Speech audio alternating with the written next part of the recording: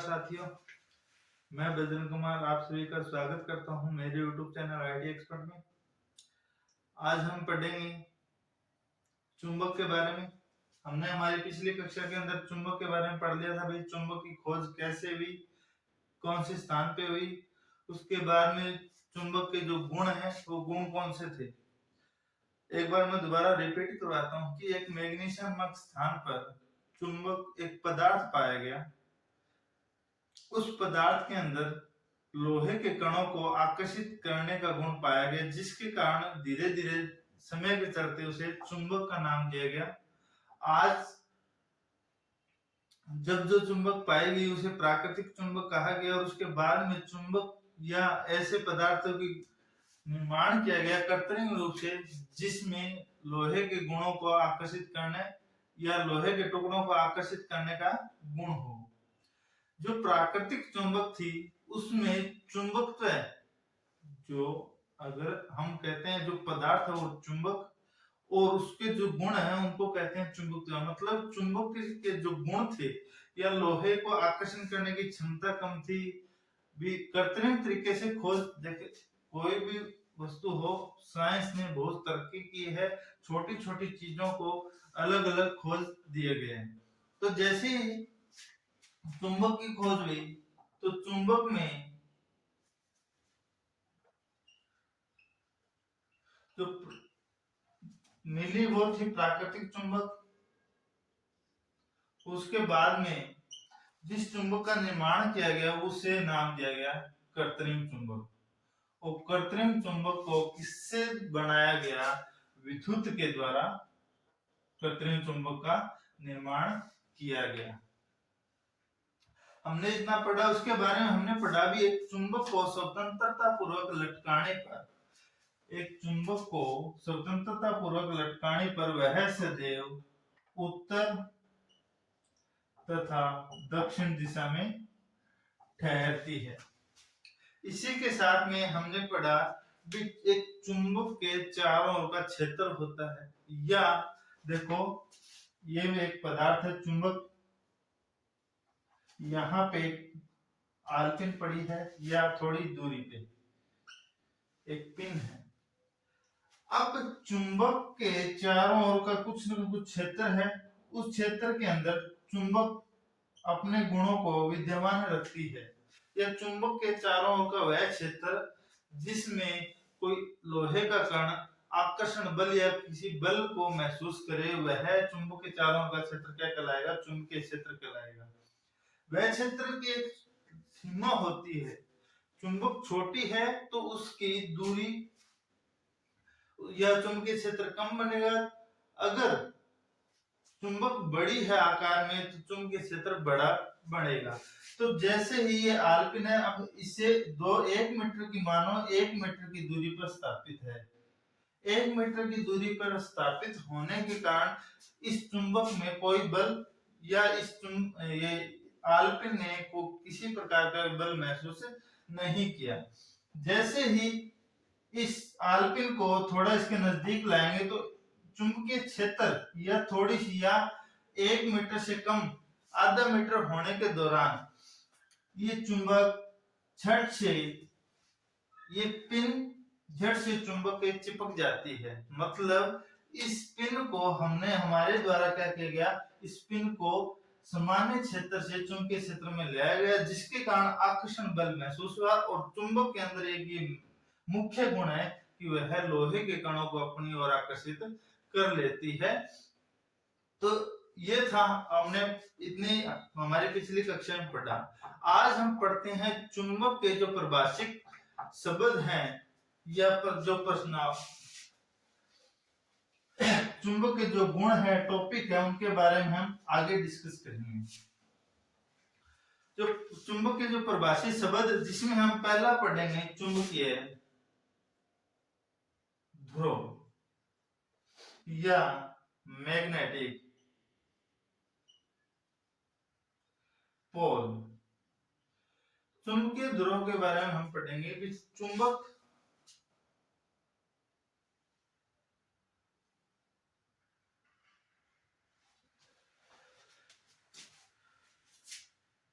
ये हमने चुंबक बनाई।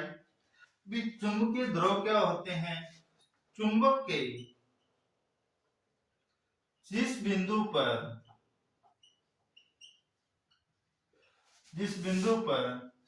चुंबकीय बल का मान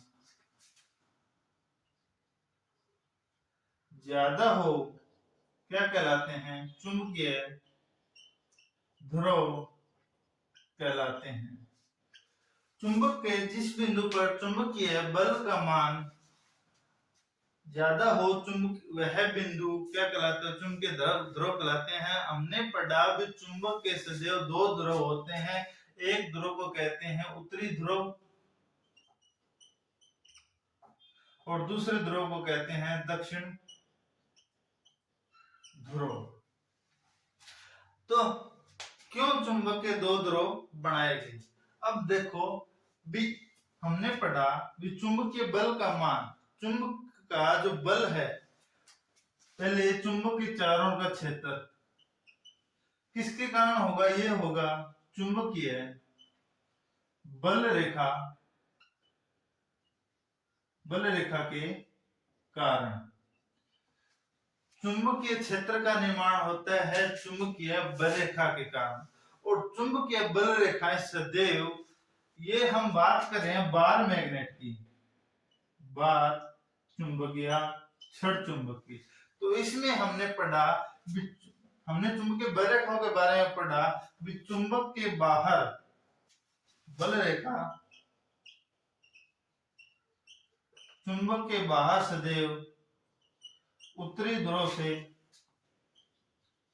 दक्षिण ध्रुव तथा चुंबक के अंदर दक्षिण ध्रुव से उत्तरी ध्रुव की ओर होती है। चुंबकीय बल रेखाओं की दिशा सदैव चुंबक के बाहर उत्तरी ध्रुव से दक्षिण ध्रुव। तो कहा जाता है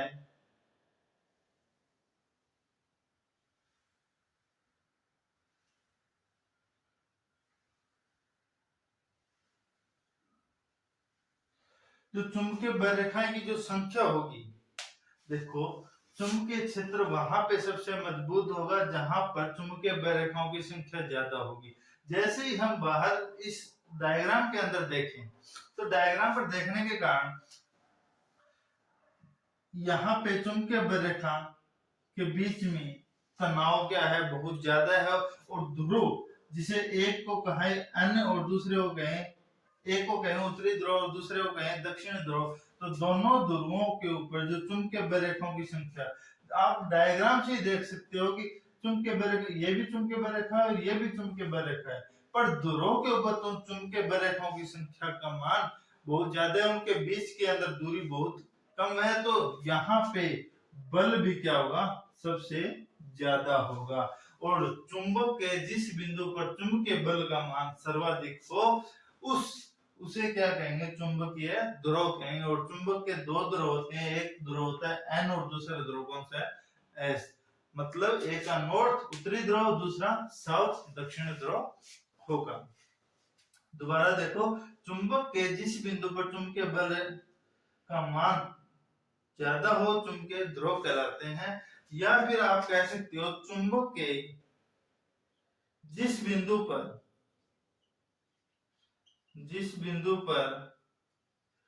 चुंबकीय तीव्रता का मान ज्यादा हो। चुंबकीय तीव्रता, ये चुंबकीय बल रेखाओं के द्वारा ही चुंबकीय तीव्रता का निर्माण होता है। वो हम अभी इसी कक्षा के अंदर अगले जो टॉपिक है, जो 10-15 मिनट बाद में हम जानेंगे। अब ये हो गया चुंबकीय ध्रुव। उसके बाद में हमारा अगला टॉपिक है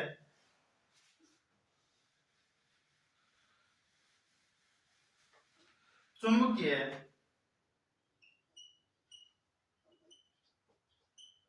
अक्ष। चुंबकीय अक्ष क्या होता है? चुंबक के दोनों ध्रुवों को मिलाने वाली सीधी रेखा क्या कहलाती है? चुंबकीय अक्ष कहलाती है। साधारण भाषा के अंदर चुंबकीय अक्ष क्या होता है? चुंबक के दोनों ध्रुवों को मिलाने वाली रेखा चुंबकीय एक्स कहलाती है। देखो ये चुंबक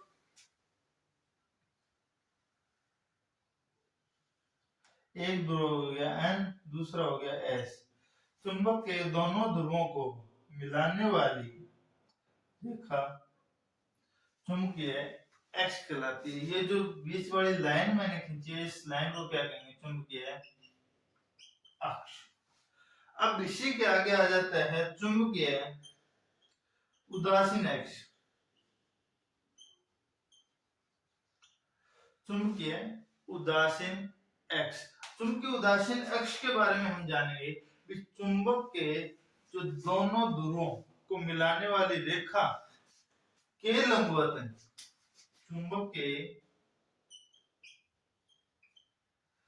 चुंबक के दोनों ध्रुव को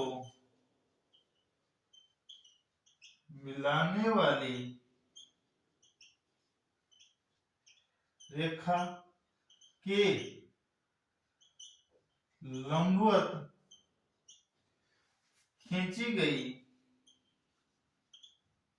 रेखा जो कि चुंबक के केंद्र से होकर गुजरे चुंबकीय उदासीन अक्ष कहलाएगी। उदासीन का मतलब होता है न्यूट्रल, या फिर आप ये समझ सकते हो कि चुंबक के उस स्थान पर जहां पर चुंबकीय गुण का मान बहुत ही कम हो, चुंबकीय उदासीन अक्ष कहलाता है। जैसे मैंने परिभाषा के अंदर आपको लिखाया है भी चुंबक के दो ध्रुव एन और एस, चुंबक के दोनों ध्रुवों को मिलाने वाली रेखा अर्थात चुंबकीय एक्स के लंबवत खींची गई रेखा के लंबवत जो कि केंद्र से होकर गुजरे, किसी भी वस्तु का सेंटर होता है उसका बीचों बीच, चुंबक का बीचों बीच है ये, केंद्र से होकर गुजरे तो इस बिंदु को क्या कहेंगे? चुंबकीय उदासीन अक्ष कहेंगे। देखो ये कोई एग्जाम के अंदर नहीं पूछी जाती, नॉर्मल जो टॉपिक चल रहा है उस टॉपिक को अपने को कंप्लीट करना है, इसलिए बता रहा हूँ। चुंबकीय ध्रुव के किसे कहते हैं? चुंबक के जिस बिंदु पर चुंबकीय बल का मान ज्यादा हो चुंबकीय ध्रुव कहलाते हैं। चुंबकीय एक्स चुंबक के दोनों ध्रुवों को मिलाने वाली सीधी रेखा चुंबकीय एक्स कहलाती है, तथा चुंबकीय उदासीन एक्स चुंबक के दोनों ध्रुवों को मिलाने वाली सीधी रेखा के लंबवत खींची गई रेखा जो कि केंद्र से होकर गुजरे, वह क्या कहलाएगी? चुंबकीय उदासीन अक्ष कहलाता है। ये थी चुंबकीय ध्रुव, चुंबकीय एक्स और चुंबकीय प्रत्येक चुंबक के बारे में जानने, मतलब सिंपल परिभाषा है। उसके बाद में हम इसी में टॉपिक पढ़ेंगे हमारा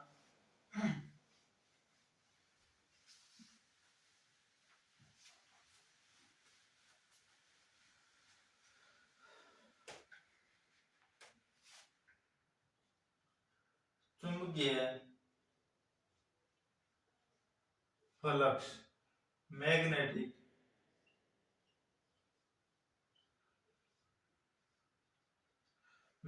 फ्लक्स क्या होता है। इससे पहले मैं बताऊं भी हम दोबारा देख लें, चुंबक है, आप बल रेखाओं को कैसे समझोगे भी चुंबकीय फ्लक्स पढ़ने से पहले एक बार दोबारा चुंबकीय बल रेखा के बारे में पढ़ लें। चुंबकीय बल रेखा वो रेखाएं हैं जो चुंबकीय क्षेत्र को प्रदर्शित करती है। सिंपल भाषा के अंदर चुंबकीय बल रेखाएं वो है जो चुंबकीय क्षेत्र को प्रदर्शित करती है या चुंबकीय बल की दिशा को प्रदर्शित करती है। उदाहरण के लिए आप कई जगह देखते होंगे, ये आपने उदाहरण भी लिया होगा भी एक पृष्ठ है, उस पृष्ठ पे एक चुंबक रख दी और चुंबक के चारों ओर लोहे के छोटे छोटे टुकड़े रख दिए, छोटे छोटे कण। जैसे ही इस टुकड़ों के अंदर कंपन करोगे तो ये एक दिशा बना देंगे। ये जो टुकड़े हैं वो एक दिशा के रूप में चुंबक की ओर, मतलब एक ऐसा वक्र तैयार करेंगे। वह वक्र क्या प्रदर्शित करेगा, यह चुंबक के चारों ओर ऐसा आपको प्रतीत होगा भी एक लाइनें गुजर रही। आप घर पे करके देख लेना, एक चुंबक ले लेना, छोटे छोटे जो कण हैं लोहे के उनको बिछा के रख देना। जैसे ही चुंबक के नजदीक लाओगे उन कणों को, तो उनके बीच में ऐसे रेखाएं प्रदर्शित होगी जो कि यह दर्शाएगी कि ये वास्तविक में एक लाइनों के रूप में चल रही है। वो होती है चुंबकीय बरेखा। इनका आप थोड़ी देर में बताऊंगा। जैसे इनका कोई महत्व नहीं है समझने के लिए। जैसे ही विद्युतीय परिपथों के अंदर हमने पढ़ा इलेक्ट्रॉनों के बारे में, वैसे ही यहाँ पे क्या है, चुंबकीय बल रेखा है। चुंबकीय बल रेखा है, हमने इनकी कल्पना किसके साथ करेंगे, विद्युतीय परिपथों में इलेक्ट्रॉन के साथ में। अगर इलेक्ट्रॉन गति करेंगे तो वहां पे विद्युत धारा प्रवाहित होगी, और यहाँ पे जब चुंबकीय परिपथ की बात आएगी तो जहां पे चुंबकीय बल रेखा होगी वहीं पे क्या बनेगा, चुंबकीय फ्लक्स बनेगा। अब हम पढ़ेंगे विद्युत चुंबकीय परिपथ। विद्युत चुंबकीय परिपथ से पहले हम पढ़ रहे हैं विद्युत चुंबक के बारे में, कि जब किसी नरम लोहे के चारों ओर एक कुंडली नुमा आकृति बनाती, जैसे ये लोहा, इसके चारों ओर कुंडली बना दी, और कुंडली बनाकर जैसे ही इसमें विद्युत धारा प्रवाहित की गई तो इस कुंडली ने क्या किया, चुंबक का निर्माण किया। क्या किया, चुंबक का निर्माण। जैसे ही एक नरम लोहे की छड़ के चारों ओर कुंडली लपेटकर उस कुंडली में विद्युत धारा प्रवाहित करने पर उस नरम लोहे के अंदर चुंबकीय गुण आ जाते हैं, और उसके चारों ओर क्या हो जाता है, चुंबकीय क्षेत्र बन जाता है। चुंबकीय, अब सिंपल भाषा के अंदर मैं अभी आपको जो बताया, जहां पे चुंबकीय क्षेत्र की बात आएगी वहां पे चुंबकीय बल रेखा तथा चुंबकीय फ्लक्स की बात जरूर आएगी। ठीक है, विद्युत चुंबकीय परिपथ। अब परिपथ की बात आ गई। परिपथ होता है कोण बंध। हमने इलेक्ट्रिक परिपथ के बारे में पढ़ा, वहां पे अपने को विद्युत धारा का उपयोग करना है, यहाँ पे चुंबकीय क्षेत्र का उपयोग करना है। चुंबकीय क्षेत्र का मतलब जब किसी कुंडली में या नरम लोहे की छड़ के चारों कुंडली लपेट कर उसमें विद्युत धारा प्रवाहित की तो नरम लोहे के चारों ओर चुंबकीय क्षेत्र का निर्माण हुआ या चुंबकीय बल रेखा बनी, और चुंबकीय बल रेखा का छेदन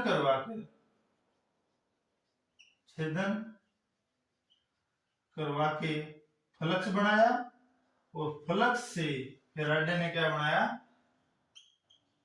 डायनामो।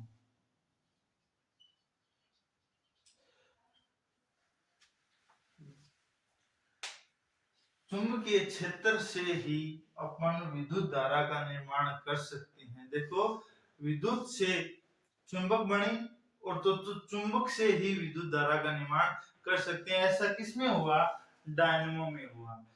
चुंबक के चारों ओर चुंबकीय बल रेखाओं का छेदन करवाया।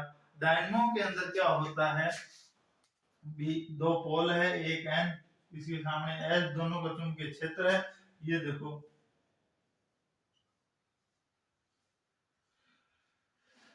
इसका भी चुंबकीय क्षेत्र है। अब इसके अंदर किसी कुंडली को घुमाकर या किसी रोटर को घुमाकर इन चुंबकीय बल रेखाओं का छेदन करवाया, और छेदन करवाने के दौरान यहाँ पे विद्युत धारा क्या किया, निर्माण किया। वही बात हम यहाँ पे कर रहे हैं।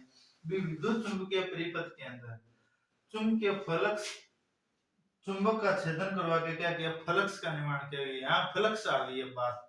तो फ्लक्स पढ़ेंगे। देखो कि चुंबकीय बल रेखा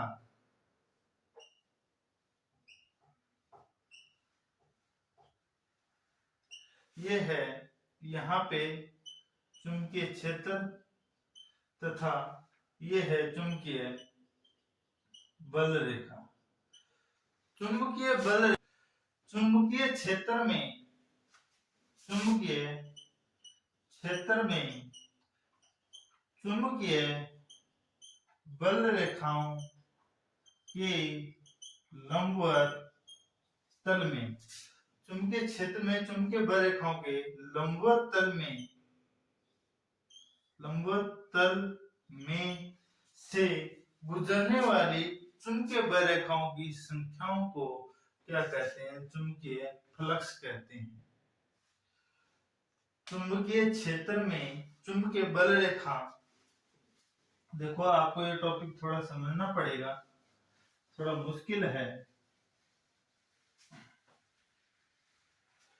चुंबकीय क्षेत्र में चुंबकीय बल रेखाओं के लंबवत किसी तल में से गुजरने वाली चुंबकीय बल रेखाओं की कुल संख्याओं को क्या कहते हैं? चुंबकीय फ्लक्स कहते हैं। देखो ये हो गया चुंबकीय क्षेत्र, इसमें चुंबकीय बल रेखा, यहाँ पे कोण बनेगा। आप यहाँ पे लंबवत का मतलब 90 डिग्री मत समझना, क्योंकि यहाँ पे जो फ्लक्स है फाई बराबर बी ए कोस फाई एक समीकरण बनती है, जो फिजिक्स के अंदर पढ़ोगे आप। इतना मैं फिजिक्स का नॉलेज नहीं हो, जहां तक मेरा अनुमान है मैं आपको समझा पाऊं वहां तक मैं कोशिश करूंगा। बी चुंबकीय क्षेत्र में जो फ्लक्स है, फ्लक्स फाई, बी चुंबकीय क्षेत्र हो गया, ए चुंबकीय बल रेखाएं की संख्या नहीं, चुंबकीय बल रेखा, और कोस फाई चुंबकीय बल रेखा तथा तल के बीच में बना कोण है। यहाँ पे जो तल है, ये जो तल है, इस तल तथा चुंबकीय बल रेखाओं के बीच में बना कोण। अब यह चुंबकीय बल रेखा तथा इस तल के बीच कोण बनता है यहाँ पे 0 डिग्री। आप यहाँ पे 90 डिग्री मत समझना। देखो क्योंकि जो यहाँ पे तल की बात करी है, तल जैसे ये जमीन है, जमीन के ऊपर बल लगेगा ऊपर से, तल हो गया खड़ा, तो जमीन के इसके ऊपर बल लगेगा साइड से। वही बात की जाए, एक हो गया ये, दूसरा हो गया ये चुंबकीय क्षेत्र, और इसमें एक हो गया तल ये। अब यहाँ पे कोण बनेगा 90 डिग्री। जब इस तल की बात करें तो इस तल के अंदर कोण बन रहा है 0 डिग्री के। यहाँ पे लंबवत का मतलब ये मत समझना, लंबवत किसी पृष्ठ, देखो चुंबकीय क्षेत्र में चुंबकीय बल रेखाओं के लंबवत किसी तल में से गुजरने वाले चुंबकीय बल रेखाओं की कुल संख्याओं को क्या कहते हैं? चुंबकीय फ्लक्स कहते हैं। यहाँ पे इस समीकरण के द्वारा फाई हो जाता है, इसके अनुसार बी गुणा में ए, और कोस, यहाँ पे कोण बन रहा है 0 डिग्री का, कोस 0 डिग्री। अब देखो ये तल के लंबवत, ये जो तल है इस पृष्ठ में इसी तरफ से बल लग रहा है, बल लगेगा तो यहाँ पे इस बल की दिशा में बड़ा कोण कितना हो गया? 0 डिग्री। यहाँ पे बल लग रहा है ऊपर, तो इस बल में तथा चुंबकीय बल रेखाओं के बीच में कितना कोण बनता है? 90 डिग्री का। तो यहाँ पे हो गया फाई बराबर बी गुणा में ए, कोस 0 का मान होता है ए। जब वही दूसरी तरफ बात करें, फाई बराबर बी गुणा में ए कोस 90, और कोस 90 का मान कितना होता है? कोस 90 डिग्री का मान होता है 0, तो फाई बराबर 0। फ्लक्स अगर जो तल अगर 90 डिग्री का कोण बनाए तो वहां पे फ्लक्स का मान क्या हो जाएगा? 0 हो जाएगा।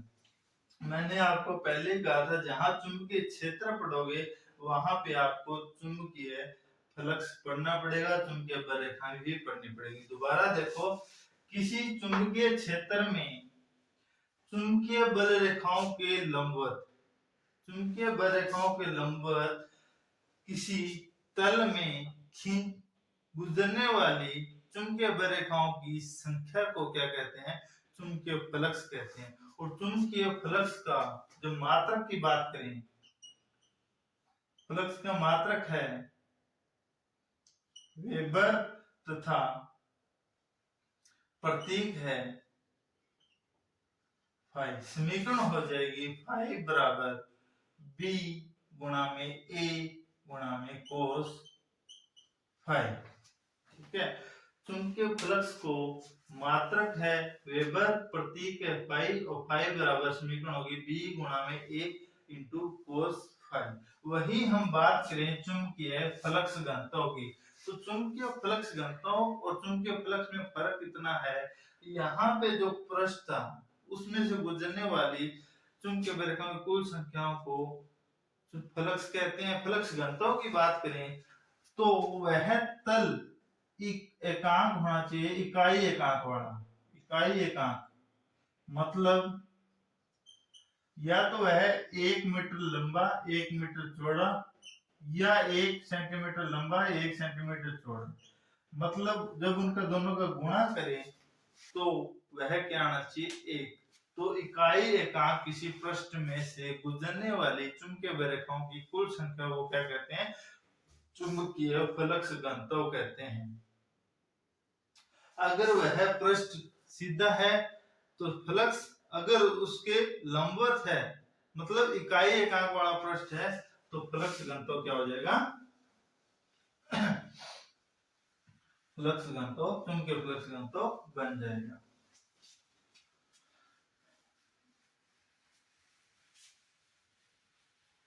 अब देखो यहाँ पे हम बात करते हैं एक विद्युत चुंबकीय परिपथ की। विद्युत चुंबकीय परिपथ के अंदर हम पढ़ेंगे ट्रांसफार्मर। एक थोड़ा सा टॉपिक में उठाते हैं ट्रांसफार्मर की वाइंडिंग।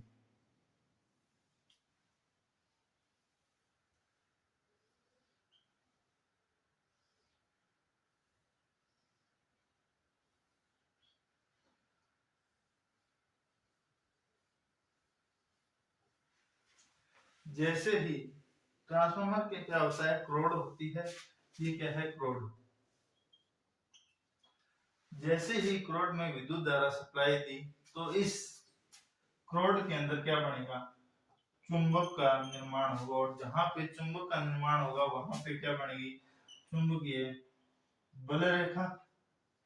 और चुंबकीय बल रेखा बनेगी तो यहाँ पे क्या बनेगा? चुंबकीय फ्लक्स।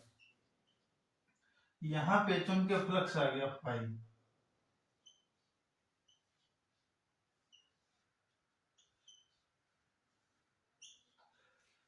जो ट्रांसफार्मर के अंदर जो क्रोड है जिसमें हम विद्युत धारा सप्लाई देते हैं एक सिरे से, तो उसमें क्या बनता है? फ्लक्स बनता है। अब वह फ्लक्स कैसे बनेगा? तो देखो, अब एक शब्द आ जाता है चुंबक वाहक बल। चुंबकीय पदार्थों के अंदर या चुंबकीय क्षेत्र में चुंबकीय फ्लक्स उत्पन्न करने के लिए जिस बल की आवश्यकता होती है उस बल को कहते हैं चुंबक वाहक बल कहते हैं। हमने इलेक्ट्रिक परिपथों के अंदर पढ़ा इलेक्ट्रॉनों के बारे में। इलेक्ट्रॉनों को एक सिरे से दूसरे सिरे में या एक स्थान से दूसरे स्थान तक पहुंचाने के लिए जिस बल की आवश्यकता होती है उसे हमने कहा था इलेक्ट्रोमोटिव फोर्स, मतलब विद्युत वाहक बल। अब यहाँ पे हम बात करें चुंबक वाहक बल। चुंबकीय क्षेत्र में फ्लक्स को या फ्लक्स को बढ़ाने के लिए या फ्लक्स को कम करने के लिए जिस बल की आवश्यकता होती है उसे कहते हैं चुंबक वाहक बल। उसके बाद में हम पढ़ेंगे इसमें प्रतिष्ठम या फिर रिलैक्टेंस। चुंबक वाहक बल को प्रदर्शित करते हैं एफ एम से। प्रतिष्ठम पढ़ने से पहले थोड़ा और टॉपिक बता दूं। बी, चुंबक वाहक बल को प्रदर्शित करते हैं Fm से, और Fm बराबर इसमें हम पढ़ेंगे N गुणा में I। N का मतलब नंबर ऑफ टर्न, कुंडलियों की संख्या। I है यहाँ पे धारा, प्रवाहित की गई धारा एम्पियर में। तो Fm को टर्न एम्पियर टर्न से प्रदर्शित करते हैं। किसी चुंबकीय क्षेत्र में फ्लक्स को बढ़ाने के लिए या फ्लक्स को प्रवाहित करने के लिए जिस बल की आवश्यकता होगी उस बल को कहते हैं चुंबक वाहक बल, जिसे Fm से प्रदर्शित करते हैं। Fm बराबर होता है N गुणा में I, बड़ा N है तो नंबर ऑफ टर्न, कुंडलियों की संख्या, तथा I है यहाँ पे धारा। तो इसका जो मात्रक है, मात्रक हो गया एम्पियर टर्न। वही हम बात करेंगे। देखो हमने धारा पढ़ी, विद्युतीय परिपथों में यहाँ पे हमने पढ़ा फ्लक्स, यहाँ पे हमने पढ़ा इलेक्ट्रॉन धारा से पहले, यहाँ पे हमने पढ़ा चुंबकीय बल रेखा। अब विद्युत धारा वोल्टेज के बारे में हमने पढ़ा था प्रतिरोध। प्रतिरोध के बारे में हमने क्या जाना, भी विद्युत धारा प्रवाहित के अंदर जो बाधा उत्पन्न हो रही है उस बाधा को क्या कहते हैं, प्रतिरोध कहते हैं। यहाँ हम पढ़ रहे हैं चुंबकीय परिपथ के बारे में, और चुंबकीय परिपथ के बारे में तो यहाँ पे भी कुछ ना कुछ प्रतिरोध होगा। उस प्रतिरोध को क्या कहेंगे, रिलेक्टेंस, रिलेक्टेंस या प्रतिष्ठम। और इस प्रतिष्ठम को हम प्रदर्शित करते हैं Rm से।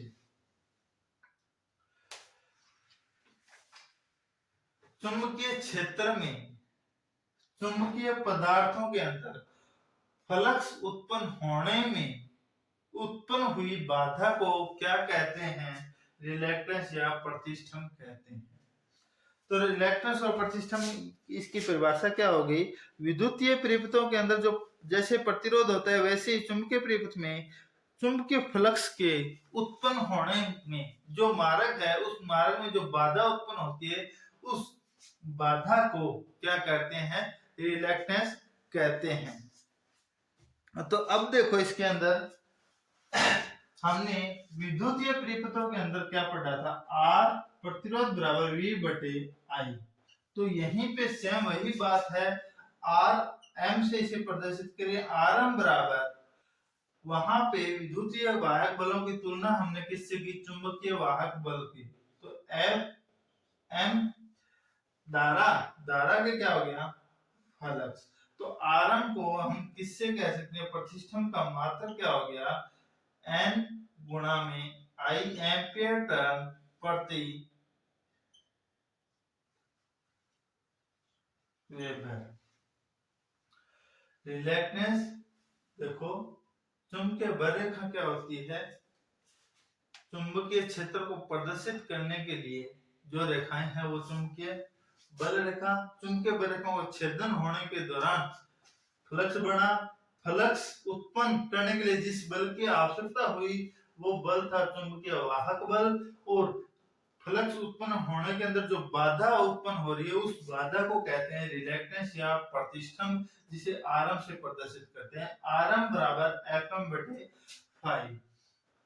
मतलब हमने प्रतिरोध के बारे में पढ़ा था विद्युतीय परिपथों के अंदर वोल्टेज बटे विद्युत धारा। यहाँ पे वोल्टेज के रूप में हमने लिया है चुंबक वाहक बल तथा धारा के रूप में हमने लिया 5। तो Rm बराबर N into I वेबर। वहां पे हमने प्रतिरोध का मात्रक पढ़ा था ओम, यहाँ पे है एम्पियर टर्न प्रति वेबर, क्या हो गया, प्रतिष्ठम का मात्रक हो गया। हाई इतनी बात समझ में। देखो अब पढ़ो इससे आगे।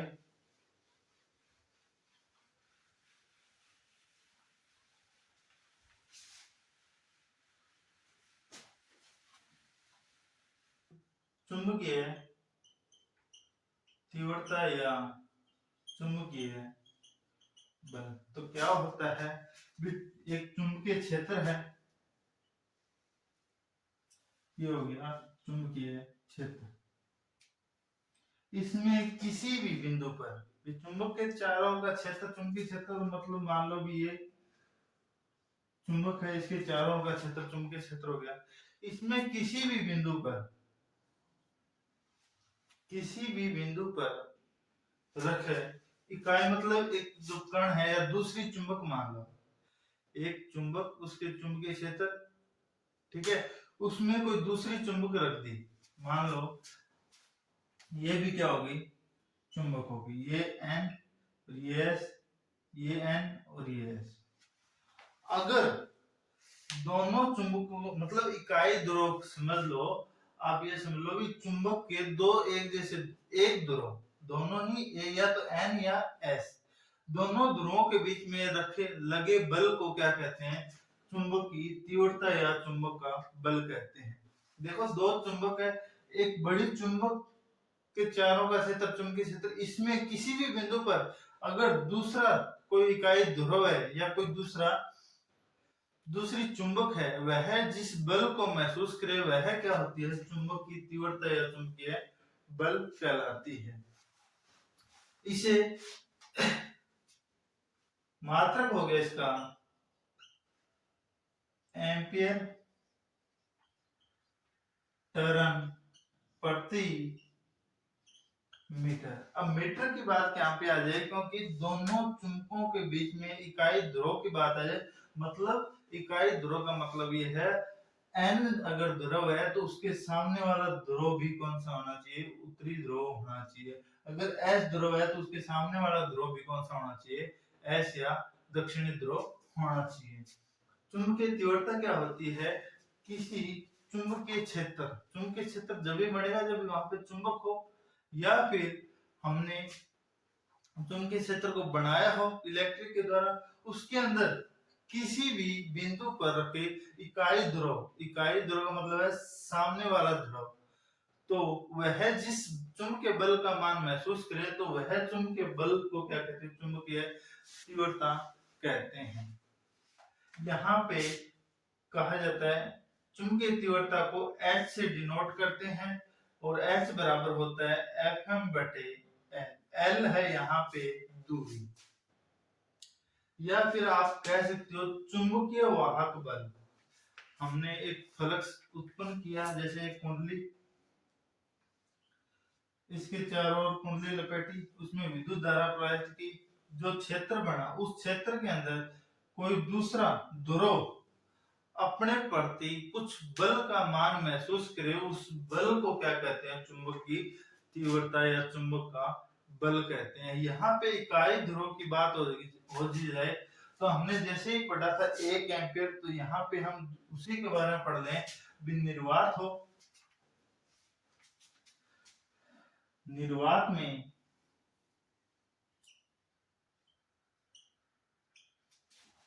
में रखे दो समान ध्रुव N और N, इनके बीच की दूरी अगर 1 मीटर हो और ये दोनों एक दूसरे को प्रतिकर्षित बल के रूप में देखे, तो यहाँ पे ये दोनों एक दूसरे ध्रुव कौन से हो गए, इकाई ध्रुव कहलावे।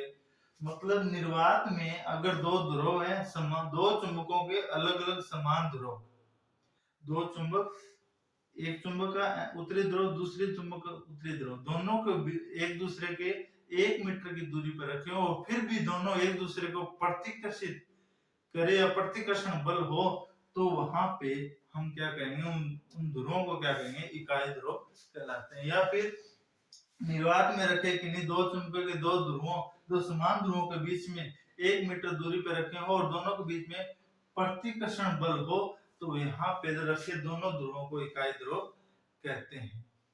आगे बात में इससे अगला टॉपिक है चुंबकीय चुंबकशीलता,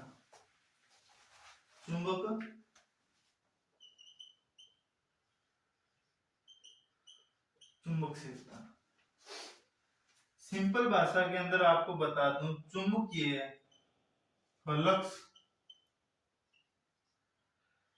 घनत्व तथा चुंबकीय क्षेत्र तीव्रता का अनुपात क्या कहलाता है? चुंबकशीलता कहलाती है। चुंबकशीलता को डिनोट करते हैं म्यू से।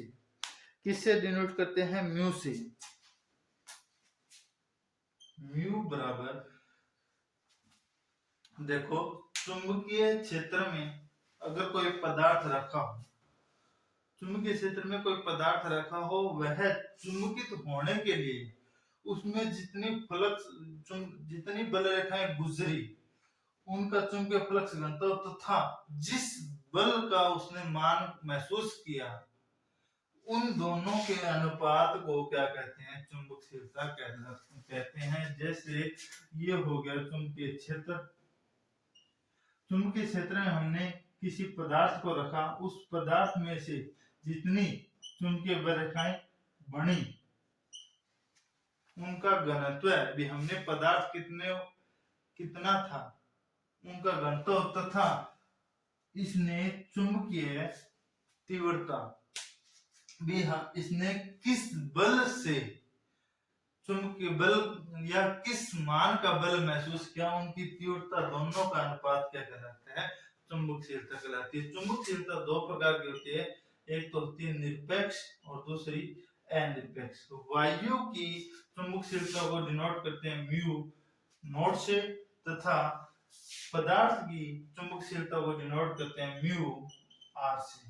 ये याद रखना, चुंबकशीलता को डिनोट करते हैं म्यू से, इसका प्रतीक म्यू है।